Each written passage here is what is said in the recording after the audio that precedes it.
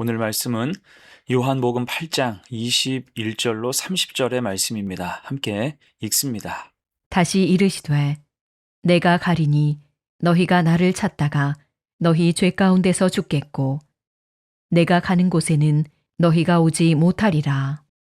유대인들이 이르되 그가 말하기를 내가 가는 곳에는 너희가 오지 못하리라 하니 그가 자결하려는가.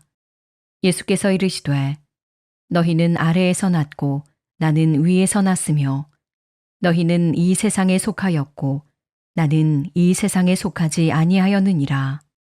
그러므로 내가 너희에게 말하기를 너희가 너희 죄 가운데서 죽으리라 하였노라. 너희가 만일 내가 그인 줄 믿지 아니하면 너희 죄 가운데서 죽으리라. 그들이 말하되 내가 누구냐? 예수께서 이르시되 나는 처음부터 너희에게 말하여 온 자니라. 내가 너희에게 대하여 말하고 판단할 것이 많으나 나를 보내신 이가 참되심에 내가 그에게 들은 그것을 세상에 말하노라 하시되 그들은 아버지를 가리켜 말씀하신 줄을 깨닫지 못하더라. 이에 예수께서 이르시되 너희가 인자를 든 후에 내가 그인 줄을 알고 또 내가 스스로 아무것도 하지 아니하고 오직 아버지께서 가르치신 대로 이런 것을 말하는 줄도 알리라. 나를 보내신 이가 나와 함께 하시도다. 나는 항상 그가 기뻐하시는 일을 행함으로 나를 혼자 두지 아니하셨느니라. 이 말씀을 하심에 많은 사람이 믿더라. 긴급하고 시급한 일이란 제목으로 말씀 증거합니다. 우리가 살다 보면 긴급하고 시급한 일을 만날 때가 있습니다. 그때는 정신이 없죠. 지푸라기라도 잡고 싶은 심정이 됩니다. 여러분, 응급실에 실려온 환자가 있다고 생각해 보십시오. 생명이 촌각을 다투는 위급한 상황이에요. 이때 의사를 향해서 자격을 따지고 나온 대학을 묻는 환자나 보호자가 있을까요? 전혀 없겠죠. 이때는 전적으로 믿고 맡깁니다. 그 생명이 경각에 달려있기 때문이에요. 자, 여러분, 구원의 문제도 그렇습니다. 주님을 믿고 맡겨야 합니다. 오늘 24절이에요. 그러므로 내가 너희에게 말하기를 너희가 너희 죄 가운데서 죽으리라 하였노라. 너희가 만일 내가 그인 줄 믿지 아니하면 너희 죄 가운데서 죽으리라. 아멘. 믿음은 그 무엇보다 시급한 일이라는 뜻입니다. 죄가 창궐하고 구원의 기회가 이제 없어질 판인데 따질 시간이 없다는 거죠. 주님을 믿는 것이 가장 긴급하고 시급한 문제라는 거예요. 자, 그럼 우리는 주님에 대해서 무엇을 믿어야 될까? 오늘 본문 통해서 두 가지로 생각해 봅니다. 첫 번째, 주님은 근본 하나님의 본체이심을 믿어야 합니다. 21절과 22절이에요. 다시 이르시되 내가 가리니 너희가 나를 찾다가 너희 죄 가운데에서 죽겠고 내가 가는 곳에는 너희가 오지 못하리라. 유대인들이 이르되 그가 말하기를 내가 가는 곳에는 너희가 오지 못하리라 하니 그가 자결하려는가. 자, 여기서 주님은 굉장히 중요한 말씀을 오늘 21절 첫 마디에 넣으셨지요. 내가 가리니. 여기서 주님이 가신다고 하는 곳은 어딜까요? 그곳은 바로 하나님 앞. 곧 이 말씀은 부활과 승천을 함의하는 말이라고 할 수가 있어요. 왜요? 주님은 근본 하나님의 본체이시기 때문입니다. 다시 그곳으로 가시는 거예요. 대신 경고하며 말씀하십니다.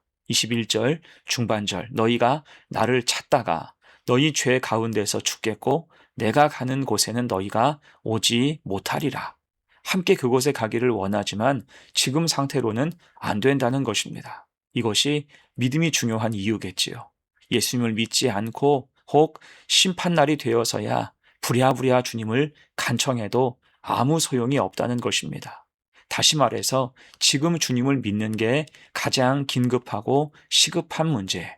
천국은 주님을 믿는 자에게만 허락된 장소라는 것입니다. 죄를 가지고는 그 나라에 들어갈 수 없죠.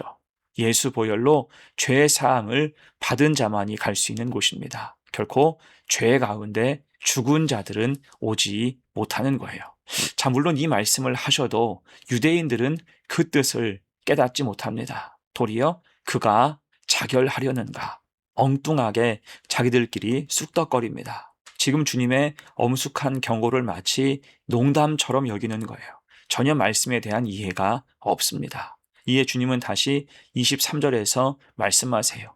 예수께서 이르시되 너희는 아래에서 났고 나는 위에서 났으며 너희는 이 세상에 속하였고 나는 이 세상에 속하지 아니하였느니라. 아멘. 그들의 무지한 언행을 보시고 주님은 스스로 본적지에 대해서 말씀해 주신 것입니다. 너희는 아래에서 났고 나는 위에서 났다. 너희는 이 세상에 속하였고 나는 속하지 아니하였다. 즉 주님은 하늘에서 내려오신 분이며 하나님 본체이심을 선언하신 것입니다. 그래서 24절 하반절에서 말씀하세요. 너희가 만일 내가 그인 줄 믿지 아니하면 너희 죄 가운데서 죽으리라. 아멘. 결정적인 선언인 거예요. 곧 지금 가장 긴급하고 시급한 문제는 믿음의 문제, 믿음이 필요하다는 것입니다. 이것저것 따지고 지금 시시껄렁한 농담할 때가 아니라는 거예요. 생사와 영원이 걸린 문제가 바로 눈앞에 와 있다는 것입니다. 한마디로 믿음은 필연이다. 주님이 그리스도이심을 믿는 사람만이 구원받으며 저 천국에 입성할 수 있고 영원히 주님과 살 수 있다는 것입니다. 믿음으로 가는 나라는 믿음이 없이는 안 되기 때문이죠. 그렇게 주님 말씀을 귀하게 여기며 오직 믿음으로 사는 성도가 되시기를 간절히 축원합니다. 아멘. 두 번째예요. 긴급하게 믿어야 하는 것 두 번째, 주님이 구원의 완성이 되신다는 것입니다. 이제 주님 말씀을 들은 유대인들은 정색하면서 물어요. 25절 처음이죠. 그들이 말하되 내가 누구냐? 지금 주님 말씀이 기분 나쁘다는 거예요. 여러분, 그래서 말씀에 대한 바른 이해는 마음에 감격을 주지만 말씀에 대한 몰 이해는 감정의 상함으로 내몰립니다. 지금 유대인들이 그런 꼴이죠. 이에 주님은 지체하지 않고 말씀하세요. 25절 하반절에서 예수께서 이르시되 나는 처음부터 너희에게 말하여 온 자니라. 아멘. 여러분, 그러면 여기에서 말하는 처음부터 너희에게 말하여 온 자라는 뜻이 뭘까요? 이것은 성경에서 이미 말씀하신 사람, 주님은 곧 태초부터 계획 안에 계신 분이라는 뜻입니다.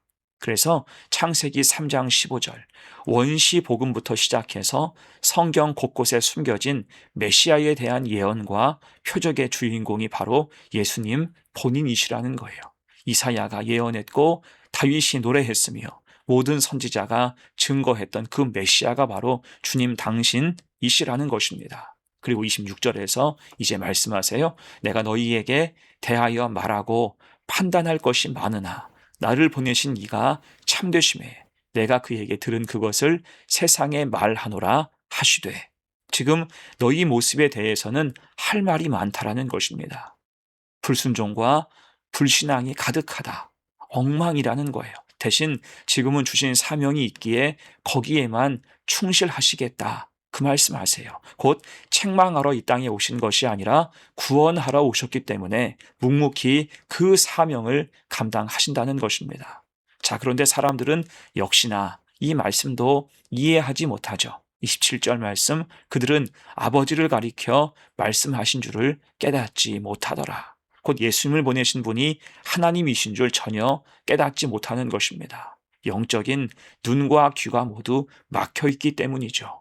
이에 주님은 다시 말씀하세요. 28절, 이에 예수께서 이르시되 너희가 인자를 든 후에 내가 그인 줄 알고 또 내가 스스로 아무것도 하지 아니하고 오직 아버지께서 가르치신 대로 이런 것을 말하는 줄도 알리라. 아멘. 주님은 다시 십자가를 상징해서 말씀해 주십니다. 너희가 인자를 둔 후에 내가 그인 줄 알고. 십자가를 예고하시는 거죠.